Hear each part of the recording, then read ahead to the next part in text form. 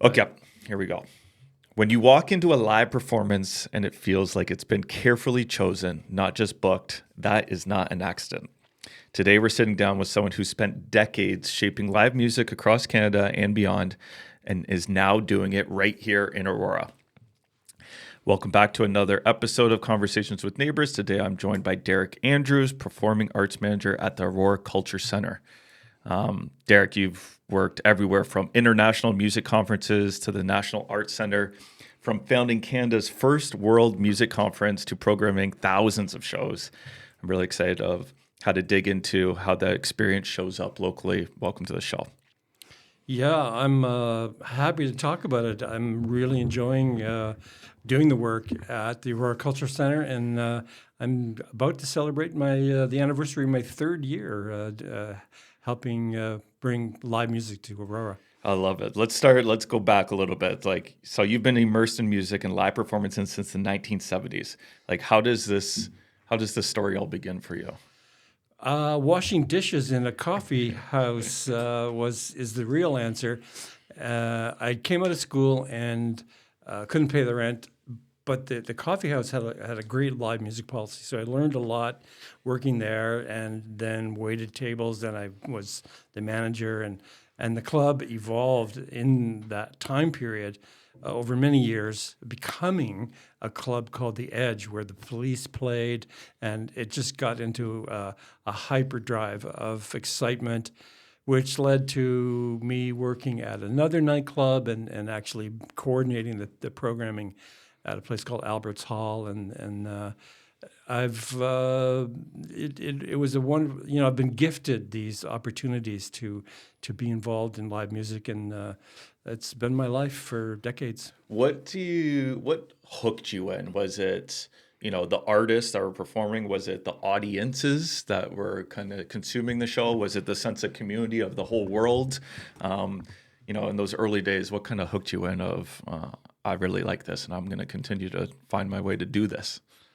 Yeah, it's community is a great word, because the music community that appreciates live music is where I've revolved. But it's also an alternative lifestyle thing, in as much as Toronto's evolution as a center, includes Yorkville and Joni and Neil and those Lightfoot, those icons, which includes eventually Rush and these days Drake and The Weeknd.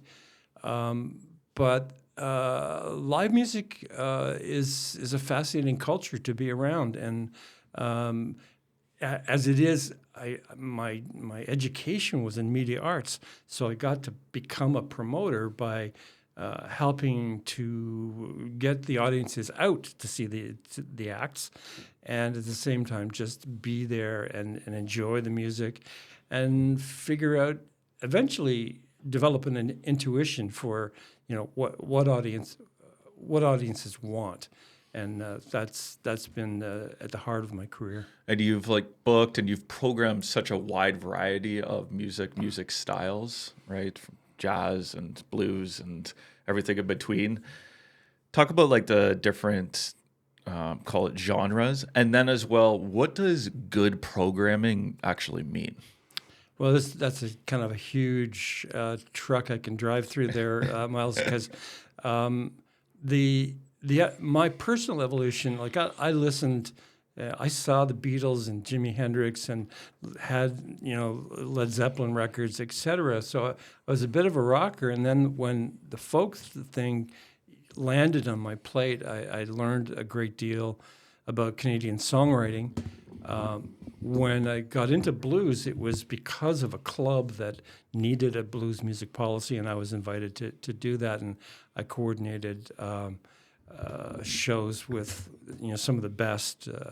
Etta James is the name that always jumps out, but Buddy Guy and Albert King, and just the A-list of blues artists.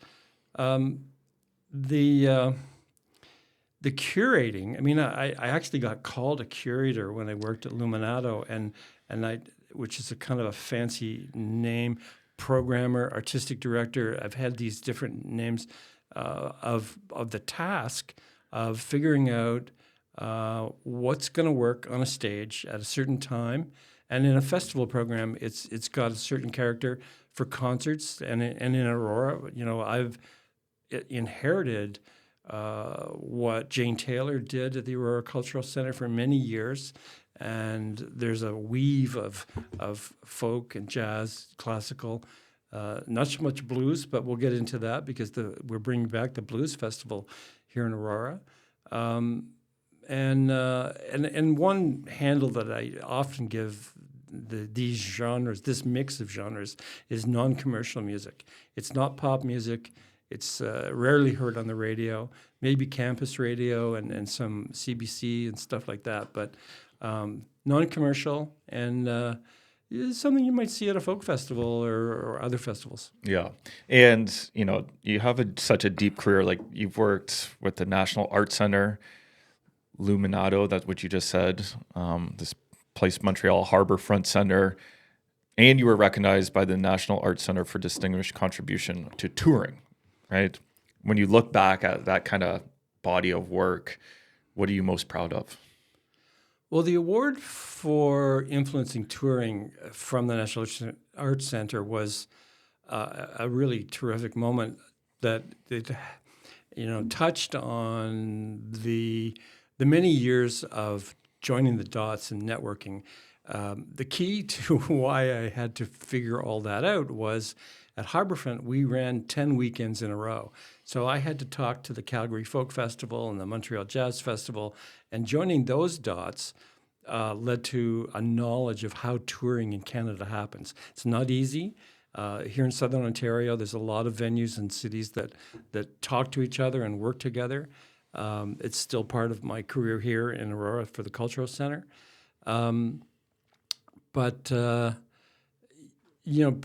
Feeling useful about joining those dots and helping people network and enjoy the music. But when the NAC gave me that award, I felt pretty good about it all, and I'm really enjoying my work here in Aurora. How have you seen kind of the live music ecosystem in Canada change over the last couple decades? Well, there was a nasty story running a few years ago called Vanishing Venues that is the downside that speaks to how difficult it is to run a venue. The nightclub scene in Toronto in particular was seeing people collapsing. But I always see things coming along that rise out of the fertile music interest that our community and our generation of people support. So I really believe I'm a glass half full kind of guy. I see a lot of opportunity and growth. The music industry itself has matured and grown and provided infrastructure for touring, for international touring, and developed the artists and the radio airplay and all that stuff. So that was not in place in the 70s when I began my career. And the infrastructure of the music industry is really quite solid. And frankly, it's way better than most of the U.S. market. I mean, there's a lot of wonderful things happening in the U.S. market, but we're closer to the European model where we support culture, and that's why the Aurora Cultural Center is a beacon of cultural programming that this town really deserves. And I think that leads in perfectly of what attracted you to Aurora Culture Center now that you have this position. And, it's like you get to take all your global and national experience and then bring it to Aurora, which I think is fantastic. Yeah, it's one of the little stories that I tell is I saw the job posting, and on Wednesday I got an interview Friday and had a job on Monday. It all happened rather quickly, and it turns out that our executive director, Suzanne Haynes, was looking for somebody with my kind of depth of experience, and I was at the right place at the right time. That's 3 years ago, and I'm really just feeling good about how things have evolved and how I've been able to help things grow and develop. Well, we're literally in strategic planning for the future. Yeah. And I wanted to touch on some upcoming shows that you're putting on, that you've programmed, starting with John Sheard. British Invasion. This is the first time I heard British Invasion. Now, be told, I was born in 1991. So, but John Sheard is here. January 24th, he's playing 2 shows, 2 p.m. and 7:30 p.m. Let's just talk about him a little bit. Like, for someone who doesn't know who he is, what can they expect? Give me a little insight on John Sheard. Well, he's one of Canada's preeminent piano players, but he's also an encyclopedia of music, and thus he can roll out, in this case, I think John's done 18 or 20 shows for the Cultural Centre over the years. He's one of our pillars of strength, so to speak. But many people know him from his work with Stuart McLean on the CBC. He was Stuart's music director, and they toured all across the country. And that's part of the springboard that brought John into his own right as a performing artist and putting on shows. He's done a number of themes, and this UK invasion theme is going to dabble with Beatles, Stones, Kinks, Animals, Petula Clark, Bee Gees, Dusty Springfield, the Hollies, and Donovan. If you can swallow that, it'll be a gas, just a throwback to an era of that he has polished up, and he's got a great crew of musicians to help us play with that. So all those kind of bands that you just mentioned, if you're a fan of any one of those or all of them, this is a show that you're going to want to come see. Who doesn't love the Beatles? Yeah. He's it's a songbook from an era and from the UK, and you don't have to have a British accent to appreciate it. I love that. So John Sheard, January 24th, 2 p.m. and 7:30 p.m., 2 shows. His sister, Mia Sheard, who some of you might have seen because she did a show for us saluting Joni Mitchell some years ago, is in the band. And as I say, it's kind of an all-star crew. One of the members of Dalla, Sheila Carabine, is also in the band. So it's a really top-ranking crew. And then another one that's coming up right after that on January 31st, 7:30 p.m., I have Lance Anderson, Oscar Peterson, jazz legend. For someone that doesn't know who that is, what that means, please tell me. Well, Lance has been to town and could be familiar to folks because his last waltz show at St. Andrew's College was one of the biggest shows that the Cultural Centre's ever presented. But he has taken, again, really high-quality personnel into these shows that are that look at the great artists. He's done a Joe Cocker thing, a Sly and the Family Stone. I mentioned the last waltz. There's a handful of projects that he's got. And this is an unusual one because it's just a duo. He doesn't have a big band. It's just him and a bass player. But it's also very personal because, as he put it, it's the jazz legend and the man I knew. So he knew Oscar Peterson, and Oscar's centenary was being celebrated for the past year, and we're bringing in Lance to take us down and hear those stories. He's going to tell stories about his relationship with Oscar Peterson, and so it's a jazz show, but it's a very personal show, and Lance is a master musician, and it's going to be a treat to have him on stage. Is this show like for the jazz purist, or is it for someone just discovering jazz, or is it a little mixture of both? It's just going to be a great show. I think the purists will be happy because it doesn't get any better than Oscar Peterson. But when you have someone telling stories and going behind the scenes and explaining the character of a great Canadian artist like Oscar Peterson, it's a fantastic perspective. So quite a special night. And for those perhaps afraid of the jazz word, you're going to have a good night out. And it's a pretty sweet date night if that helps you make your decision. Yeah, because Oscar Peterson is like one of the most meaningful Canadian musical artists.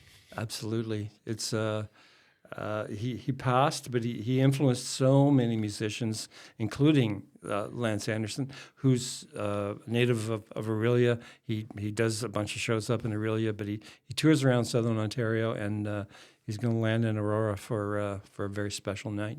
I love it. And then we have February 6th, 7 p.m., Blaine and Malat's duo.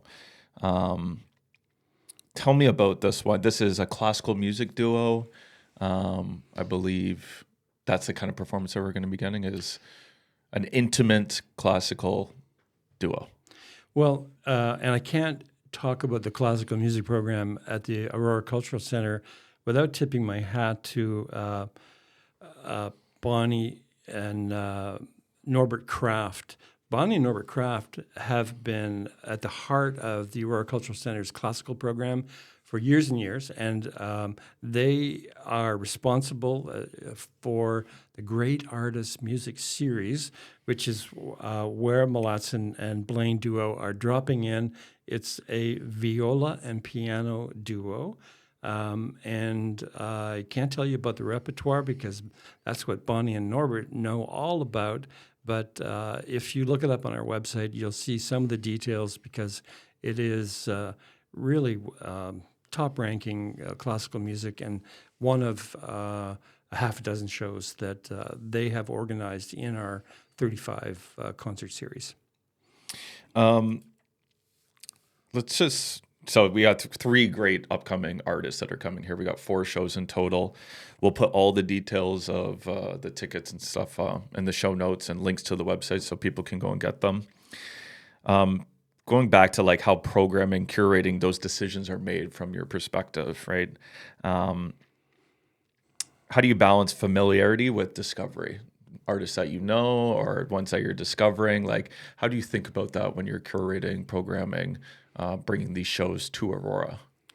Well, I mentioned our executive director, Suzanne Haynes, who on one hand gives me a great deal of freedom, but is also a terrific guide on how we are best serving Aurora audiences, York Region audiences.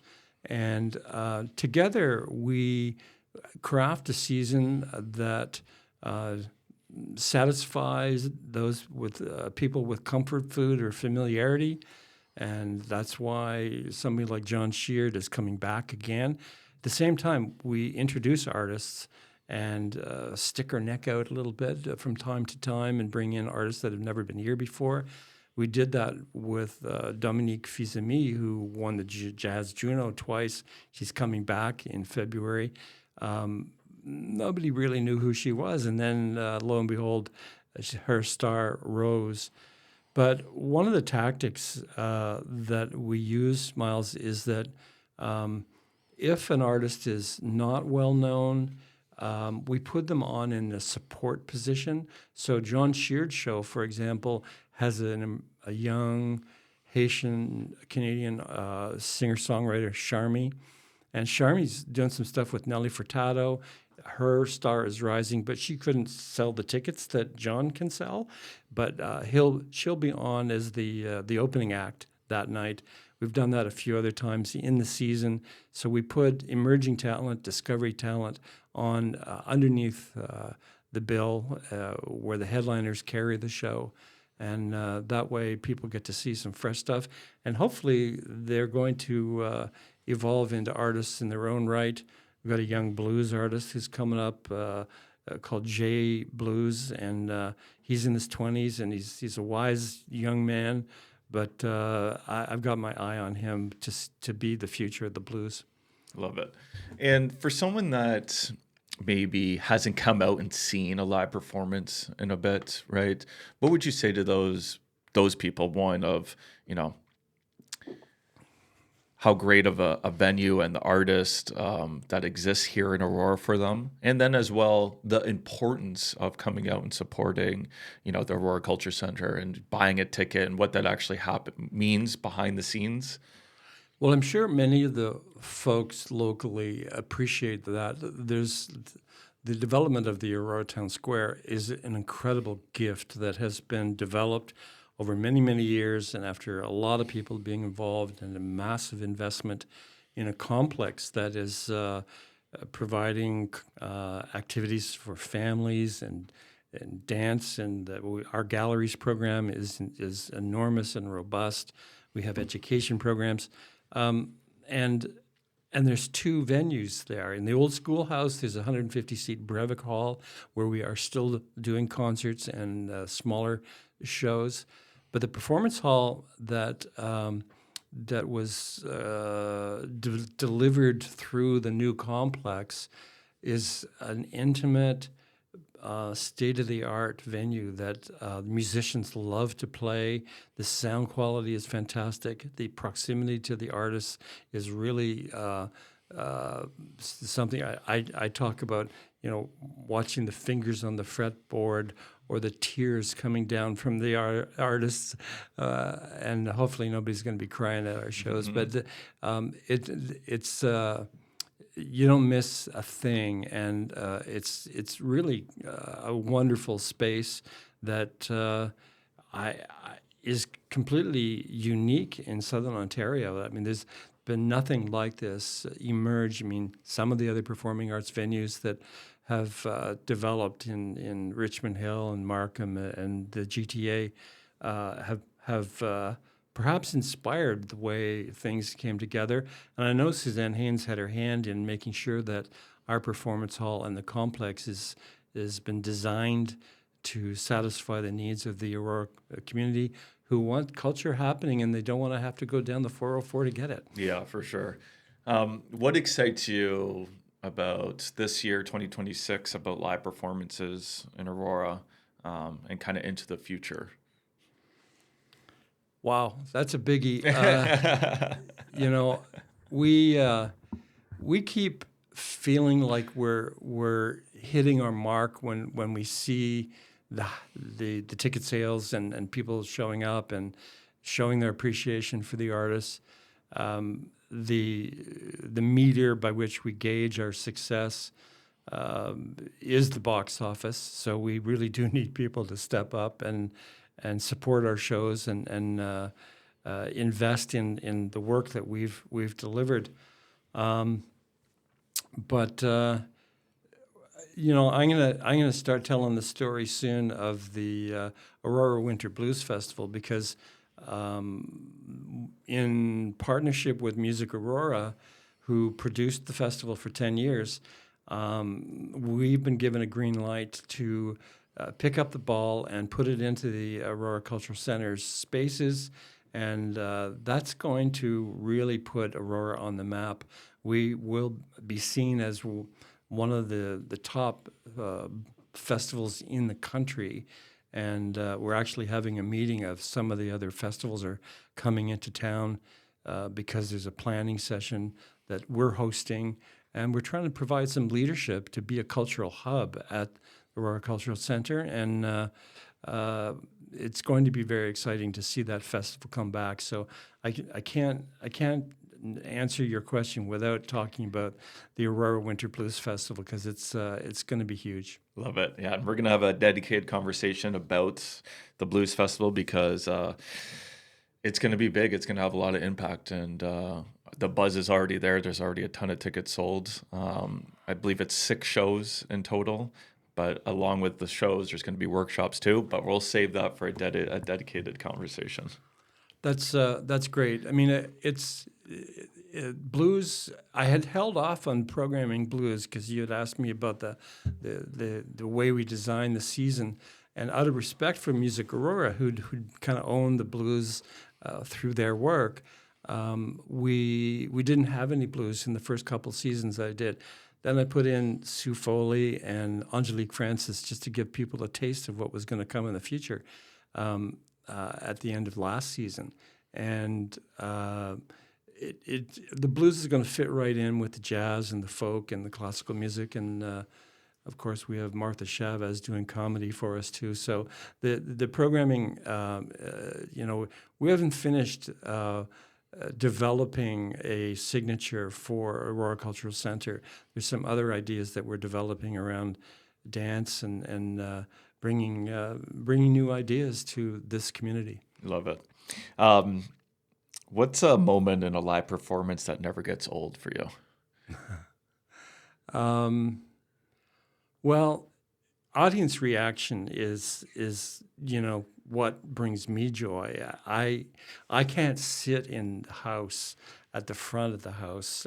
It's you know if I'm going to somebody else's show, I have to request seats at the back of the house, and I watch the audiences.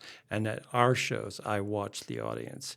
And when I watch an audience respond, that's where I get off. And of course, people have been really loving the concerts that we've been doing, and we get to chat in the lobby and network, and people come up to me and tell me that what we're doing is right on, and hopefully that's going to continue to be the way the Aurora Cultural Center delivers the goods and keeps Aurora satisfied. And it's interesting. We often have a little poll done when we do the announcements and ask people where they're coming in from, whether it's Newmarket or Beaverton or Barrie. And there's very few people coming up from Toronto, but York Region, man, all the little towns are coming over and enjoying what we're offering, and it's very special. Love it. Okay. Thank you so much for coming on the show today. And everyone watching, listening, you're looking for something to do this winter, Aurora Culture Center. Thanks for your time. Okay. Bye-bye.